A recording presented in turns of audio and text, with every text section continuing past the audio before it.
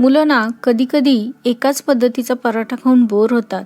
तर अशा पद्धतीनं त्याच पराठ्याला आपण नवीन ट्विस्ट देणार आहोत. बटाटा स्मॅश करून घेतलेला आहे, त्यामध्ये लसूण मिरचीचा ठेचा टाकून घेतलेला आहे, मीठ टाकलेलं आहे, गरम मसाला, धनेपूड, जिरेपूड टाकून एकजीव केलेला आहे, हळद टाकून मिक्स करून घेतलेलं आहे. नेहमी ज्या पद्धतीनं चपाती किंवा पोळ्यांचं पीठ मळून घेतो त्याच पद्धतीनं पीठ मळून घेतलेलं आहे. फक्त थोडंसं घट्ट पीठ मळायचं आहे. आता मिश्रणाचा थोडासा गोळा यावरती ठेवून घेत आहे अशा पद्धतीनं, आणि यामध्ये आपण चीज किसून घेणार आहोत.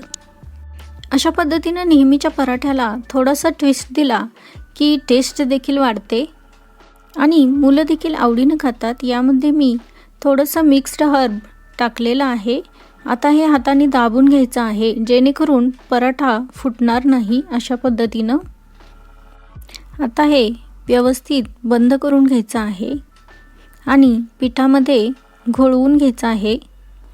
आता अलगद हाताने आपल्याला पराठा लाटून घ्यायचा आहे. पराठ्यातील मिश्रण बाहेर पडणार नाही याची काळजी घ्यायची आहे. मंद गॅसवर आता आपल्याला पराठा भाजून घ्यायचा आहे.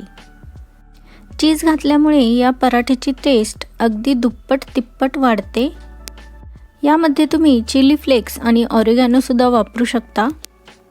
जर यापैकी काहीच नसेल तर फक्त चीज वापरून देखील असा पराठा तुम्ही बनवू शकता. मस्त असा तेल किंवा तूप वापरून दोन्ही बाजूनी व्यवस्थित छान असा भाजून घेतलेला आहे. पाहू शकता तुम्ही, मस्त झालेला आहे. नक्की या पद्धतीनं करून पहा. व्हिडिओ आवडला असेल तर लाईक, शेअर, सबस्क्राईब. थँक्यू.